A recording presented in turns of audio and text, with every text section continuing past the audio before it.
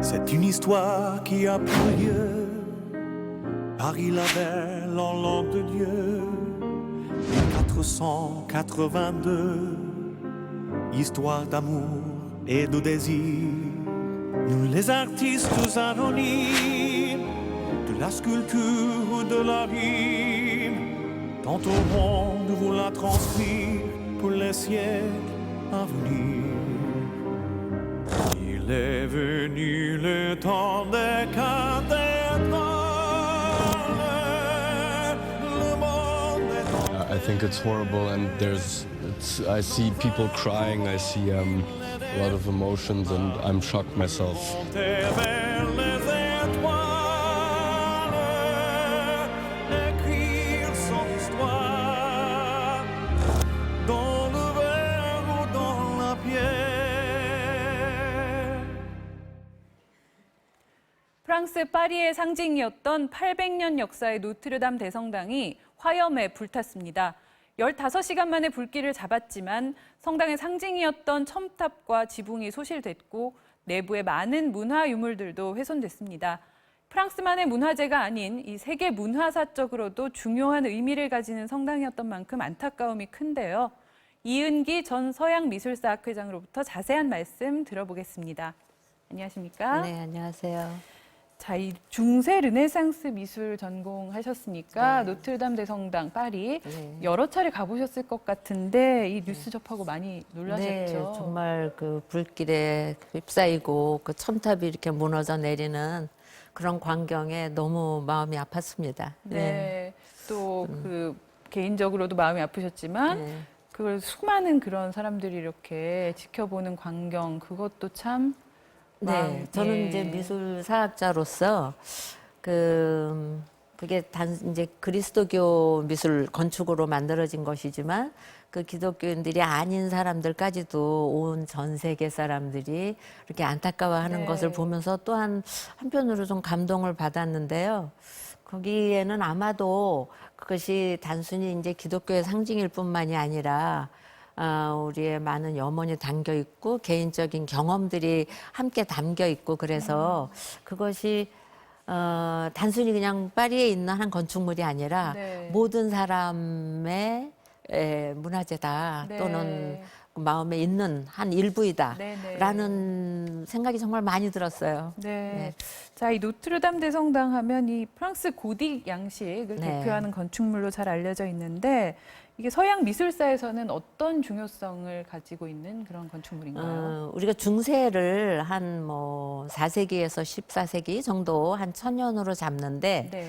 이제 그 중세 중에서 가장 발달될 양식이 고딕 양식이에요. 네. 근데 이제 그 고딕 양식이 12세기서부터 발달해서 요 프랑스 파리의 지금에 있는 노트르담 성당에서 이제 거의 완전한 어떤 형태를 이루었다고 할 수 있죠. 네. 그래서 그 미술사학자인 그 파놉스키라는 사람은 이 노트르담 성당의 그 서쪽 파사드 거기를 네.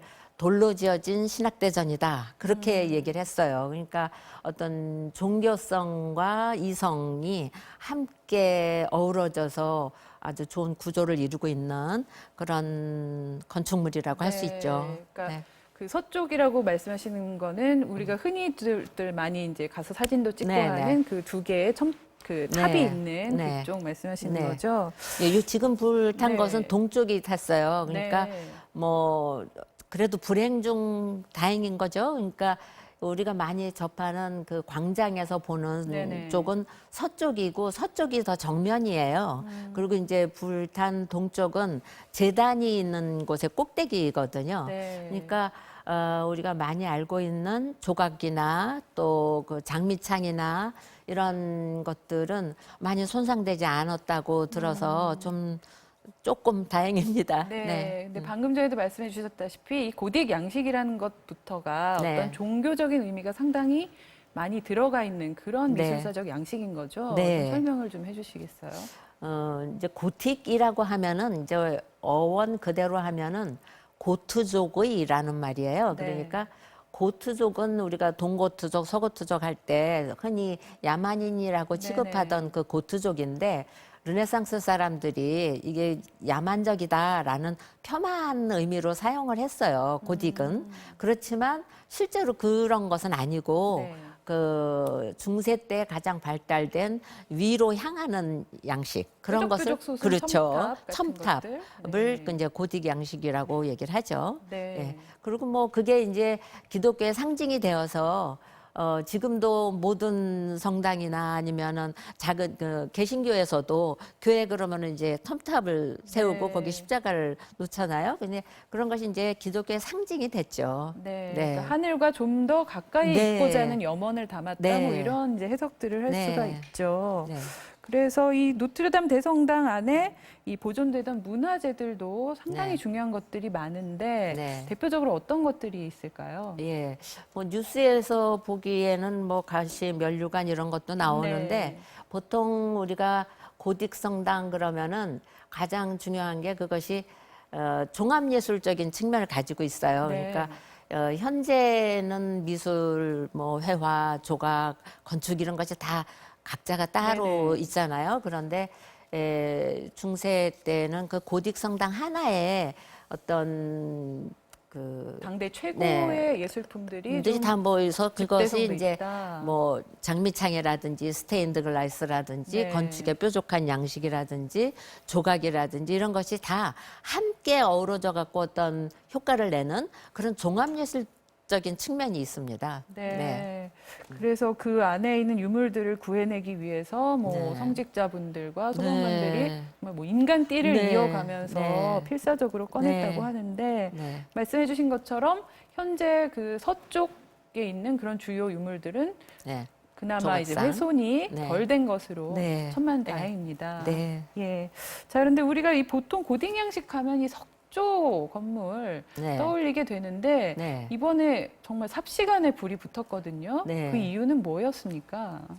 글쎄요, 저도 뭐 현장에 있지 않았으니까 네. 잘 모르지만 우리가 이제 고딕 성당이 이제 뾰족하게 또 높게 짓다가 보니까 그 높은 구조를 만들기 위해서 그 내부를 그 나무로 비계를 많이 설치하거든요. 네. 그러니까 그 아마 그 비계들 목조 비계들 때문에 이게 합시간에 불 붙고 네. 또 고딕 성당이 이렇게 안으로 이렇게 솟아 있기 때문에 그 불길이 다른 데로가 아니고 이 안으로 퍼지는 게 아니라 네, 모여서. 모아졌던 것 같은 그런 저는 그런 생각이 들었습니다. 네. 그러니까 겉에서 볼 때는 이게 석조 건물인 것 같지만 네. 목재가 상당히 많이 네, 쓰인다. 많이 사용되는 거죠. 그런데 네. 그 특별한 이유가 있습니까? 고딕에서 목재를 많이 사용하는. 그러니까 구조를 네. 만들 때는 목재로 만들고 이제 외벽과 이제 튼튼하게 하는 것을 석재로 하는 것이죠. 네. 네. 아무래도 이 높이 건물을 올리려다 네. 보면 네. 전체를 뭐 그런 돌덩어리나 네. 그런 쇠나 이런 재질로 하기에는 네.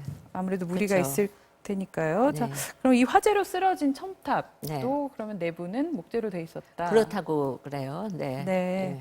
자, 이 노트르담 대성당이 18세기 프랑스 혁명 때 심하게 파손됐다가 한번 복원이 된 적이 있죠. 네. 그래서 이번에도 이 화재가 워낙 컸던 만큼 이 복원에 한 40년 정도 걸릴 거다 이렇게 말하는 전문가들까지 나오는데 네. 이게 뭐 지금 상황에서 얼마 걸릴 거다 이렇게 단정하기는 쉽지 않죠. 그렇죠. 제 생각에도 그거를 지금 그게 몇 년 걸릴 거다라고 해서 또 그대로 되는 것도 아니고 네. 지금 이제 뉴스에서 많이 본 그 가장 뾰족한 것이 이렇게 쓰러지는 장면을 본 그 첨탑도 오리지널은 12, 13세기에 이제 만들어진 거지만 그 이후에 많이 이제 훼손됐고 없어지고 지금 그 우리가 본 것 그것은 19세기에 만들어진 것이라고 그래요. 네. 그러니까 다시 복원하는 것도 이제 오리지널에 가장 가깝게 만들어질 거라고 생각을 합니다. 네. 그리고 불란서가 워낙 그 문화재에 대해서는 오랜 그 노하우를 가지고 네네. 있고 그러니까 그 복원 문제는 그렇게 저도 크게 걱정 안 되더라고요. 네. 네. 그 중세 미술 중에서도 이탈리아 쪽을 이제 전공을 하셨잖아요. 네. 이탈리아, 프랑스 사실 뭐 바로 옆에 있는 국가긴 네. 한데 네. 좀 어떤 차이들이 있나요? 미술 양식적인 측면에서. 중세의 가장 그 특징적인 고딕 양식 같은 거는 일드 프랑스라고 그래갖고 그 파리를 중심으로 한 요 주변에 많이 발달했어요. 네. 그래서 이제 그 노트르담, 파리의 노트르담 사원도 고딕을 대표하지만 이제 그 고딕이 더 발달된 것은 뭐 랭스, 아미엥 이런 데서도 많이 보고 있는데 이제 파리의 노트르담 사원이 더 중요한 거는 이제 그게 지역적으로 파리고 네. 그러니까 훨씬 더 상징성이 중요하게 있죠. 상징성이 있죠. 그런데 비해서 르네상스는 이렇게 뾰족한 것이 아니라 더 이렇게 대지에 묻히게 수평으로 해서 우리가 뭐 베드로 대성당이라든지 뭐 피렌체의 그 산타 마리아 노벨라의 네. 도움이라든지 이런 거 보면 이렇게 도움 형식이잖아요. 둥근 그러니까 지붕. 이렇게 르네상스 시대로 오면 이렇게 도움 형식으로 조금 더 이 대지와 잘 어우러지는 이 방식으로 변하죠. 조금 네. 더 이렇게 인간에게 더 네. 가까이 온다 뭐 이렇게 네, 해석할 네, 수 있을까요? 예. 자, 이 노트르담 대성당 화재 이번에 보면서 참 그 무너져 내리는 모습 보면서 많은 분들이 정말 탄식을 하셨는데 저희로서는 2008년에 있었던 숭례문 화재를 네. 떠올리지 않을 수 없잖아요. 네. 그 이제 국내에도 이렇게 목조 기반으로 된 그런 문화 유적들이 많고 유물들이 많고 전 세계적으로도 많은데 근데 또 한편으로 생각하면 이 목조로 된 건물이 네. 수백 년씩 이렇게 지속되는 게 어떻게 보면 또 신기하다 이런 생각도 그러게 드는데요. 맞아요. 저도 그 이제 12세기 이런데 조각들도 많이 있어요. 이탈리아에도. 네. 근데 그게 이제 나무를 특수하게 이제 잘 처리해서 하기도 했고 또 보존들을 그 사람들이 워낙 잘하기 때문에 목조가 많이 남아 있는 것 같아요. 네. 근데 그리고 또 전체가 목조가 아니고 목조는 한 부분이고 완성은 석조로 했기 네, 때문에 네. 그래도 화재에 그래도 덜 취약한데 그런데 비해서 우리나라 목조 건물들은 전체가 다 목조니까 훨씬 더 그 보존하기가 어렵죠. 네, 또 화재에도 취약한 만큼 네. 더 철저한 대책이 네. 필요할 것 같습니다. 자, 이 세 개의 이목이 집중된 가운데 이 인류 문화유산 제대로 잘 복원됐으면 네. 좋겠습니다. 네. 자, 지금까지 이은기 전 서양미술사 학회장과 이야기 나눠봤습니다. 말씀 감사합니다. 감사합니다.